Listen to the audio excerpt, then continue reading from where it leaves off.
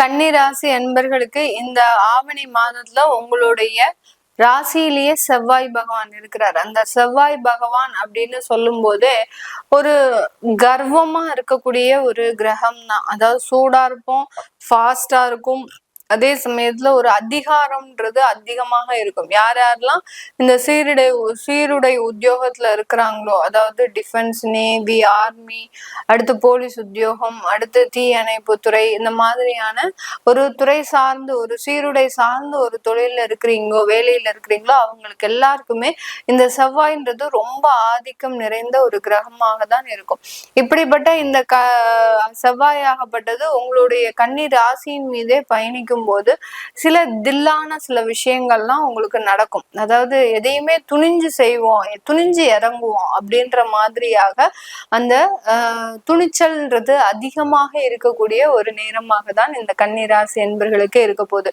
பொதுவாகவே கன்னிராசி என்பர்கள் ரொம்ப துணிச்சல் மிக்கவரா அப்படின்னு கேட்டீங்கன்னா கிடையவே கிடையாது. கன்னிராசி என்பர்கள் துணிச்சலே கிடையாது, ரொம்ப திறமையை சார்ந்துதான் இருப்பாங்க. அவர்களினுடைய தொழில்நுட்பம் சார்ந்து, அதாவது ஒரு விஷயத்துல எப்படி ஒரு டாக்டிக்கா செயல்படணும், எப்படி ஒரு டெக்னாலஜி வைஸ் அதை இம்ப்ரூவ் பண்ணணும் அப்படின்ற மாதிரியாக எல்லாம் அந்த தொழில்நுட்பம் சார்ந்துதான் இவர்களுடைய குணநலன்களும் இருக்கும். அதே சமயம் அந்த அறிவு திறன்றது அதிகப்படியாக இருக்கும். ஒரு ஞானம் மிக்கவர்னே சொல்லலாம் இந்த கன்னிராசி என்பர்களை. ஒரு சில விஷயத்துல உடனே கிரகிக்கக்கூடிய ஒரு தன்மையும் இருக்கும். அந்த கோபமோ, தேவையில்லாத ஒரு பேச்சுக்களோ, ரொம்ப ஒரு அடாவடித்தனமோ, இதெல்லாம் இந்த கன்னிராசி என்பர்களினுடைய குணங்களே கிடையாது. ஆனா இந்த ஆவணி மாதத்துல இந்த மாதிரியான குணங்கள்லாம் அதிகரிக்கக்கூடிய ஒரு தருணம். உங்களை யார் பார்த்தாலும் கொஞ்சம் எதிர்த்து பேசுறது, ஏன்னா இது நாள் வரைக்கும் எதிர்த்து பேசாம இருந்ததுனால சில தேவையில்லாத நெகட்டிவான விஷயங்கள் எல்லாம் சந்திச்சிருப்பீங்க. இப்போ பாத்தீங்கன்னா அதுல இருந்துலாம் நீங்க புரிஞ்சுட்டு நம்ம யார்கிட்ட எப்படி எப்படி இருக்கணும் அப்படின்ற மாதிரியாக சில சூதுவாதான சில விஷயங்களை மேற்கொள்ளக்கூடிய ஒரு தருணமாக தான் இந்த கன்னிராசி என்பர்களுக்கு இருக்கும். அதே செவ்வாய் அஷ்டமாதிபதியும் கூட இந்த கன்னிராசி என்பர்களுக்கு. அப்போ உங்களுக்கு இந்த மாதிரி பேசுறதுனால என்ன வரப்போகுது, சில பிரச்சனைகளும் வரும், தேவையில்லாத வழக்குகளும் வரும், தேவையில்லாத கடன் தொந்தரவுகளும் வரும். இந்த காலகட்டம் நீங்க வீடு மனை எல்லாம் வாங்கி போடக்கூடாது. மனை வாங்கினீங்க அப்படின்னா அதுல பெரிய அளவுக்கு சிக்கல்ல மாட்டிப்பீங்க. அந்த செவ்வாய் லக்னத்திலயோ இல்ல சந்திரன் மீதோ பயணிக்கும் போது இந்த மாதிரியான விஷயங்கள்லாம் உங்களுக்கு செய்யறதுக்கு வாய்ப்புகள் அதிகமாக இருக்கும். ஒரு குறைந்த விலையில ஒரு 4 ஏக்கர் நிலம், அடுத்து பாத்தீங்கன்னா ஒரு 10 சென்ட் நிலம், இந்த மாதிரியாக மனைகளா வாங்குறதுக்கு உண்டான ஒரு வாய்ப்புகள் வரும். குறைந்த விலையில வருது அப்படின்னாலே நீங்க என்ன நினைக்கணும், அங்க நம்ம ஏமாற்றப்படுறோம், தேவையில்லாத பிரச்சனைகளுக்கு நம்ம உள்ளாக போறோம் அப்படின்ற மாதிரியாக சில விஷயங்கள் உங்களுக்கு அமைப்பாக இருக்கும். அதனால அதுலலாம் ரொம்ப நீங்க கவனம் செலுத்தாமல் உங்களுடைய உத்தியோகத்துல மாத்திரம் கவனம் செலுத்துங்க. இந்த மாதம், இந்த ஆவணி மாதத்துல இந்த கன்னிராசி என்பவர்கள் நீங்க ரொம்ப கவனமாக இருக்க வேண்டிய விஷயம் உத்தியோகத்துல, வேலையில, உங்களுடைய தொழில்ல, இந்த மாதிரியான சம்பந்தப்பட்ட இடத்துல ரொம்ப கவனமாக இருந்துட்டீங்கன்னாலே போறோம். மிகப்பெரிய ஒரு சவால்களை சமாளிக்கக்கூடிய ஒரு திறமை அப்படின்றது அதிகப்படியாக வரும். இந்த காலகட்டம் உங்களுடைய உயர் அதிகாரிகள் உங்களை எப்போதுமே ப்ரெஷர் கொடுத்துக்கிட்டே இருப்பாங்க.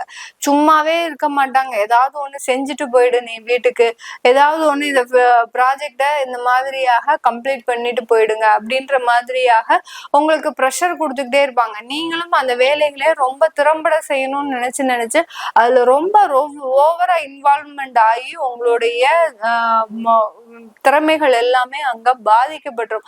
அந்த திறமைக்கு ஏற்ற சன்மானம் கொடுக்க போறாங்களா, அதுவும் கிடையாது இந்த கன்னிராசி என்பர்கள். ஏன்னா நீங்க வாயை திறந்து கேட்டாதான் சில விஷயங்கள் கண்டிப்பா நடக்கும். ஆனா இந்த கன்னிராசி என்பர்கள் எதையுமே வாயை திறந்து கேட்கவே மாட்டாங்க. வாயை திறந்து கேட்டாலே அதை ஒரு பிரஸ்டீஜ் இஷ்யூவா நினைப்பாங்க. ஏன்னா அது உயரதிகாரிக்கு தெரியாதா நான் என்ன வேலை பாக்குறேன், நான் என்ன செய்யறேன், அவருக்கே கொடுக்கணும்னு தெரியாதா, நம்ம கேட்டாதான் போய் கொடுக்க முடியுமா அப்படின்ற மாதிரியாக அந்த ஈகோன்றது இந்த கன்னிராசி என்பர்களுக்கு அதிகமாக இருக்கும். அதனால அந்த செல்ஃப் ரெஸ்பெக்ட் அப்படின்றத மிக அதிகப்படியாக விரும்புவர்கள் இந்த கன்னிராசி என்பர்கள். அதனால உங்களுடைய திறமைகள் உங்க கையில இருந்தாலும், அதற்குண்டான ஒரு உழைப்புகள் உங்ககிட்ட இருந்தாலும், அதற்குண்டான ஒரு வருமானங்கள் கண்டிப்பா கிடையாது. அதனால ரொம்ப சில விஷயங்களை நீங்க அவாய்ட் பண்றது நல்லது. அதனால வேலையில ரொம்ப கவனமா இருங்க. வெளிநாட்டு வேலைக்கு நீங்க முயற்சி பண்றீங்க அப்படின்னா அதுலலாம் நிறைய ஒரு மாற்றங்கள் ஏற்படக்கூடிய ஒரு தருணம். அங்க வேலை வாய்ப்பு முழுமையா கிடைக்கும். அந்த வேலை வாய்ப்புல நல்ல மதிப்பு மரியாதை, நீங்க எதிர்பார்க்கக்கூடிய அந்த செல்ஃப் ரெஸ்பெக்ட், இது எல்லாமே கண்டிப்பா கிடைக்கக்கூடிய ஒரு நேரமாக தான் இந்த மாதம் இந்த கன்னிராசி என்பர்களுக்கு இருக்க போகுது. அடுத்து உங்களுடைய திருமண வாழ்க்கையில மிகப்பெரிய ஒரு உயரங்கள், திருமண வாழ்க்கை புதுசா அமையுது அப்படின்னா அந்த திருமண வாழ்க்கையில நிறைய பெரிய மாற்றங்கள் இந்த காலகட்டம் வரும்.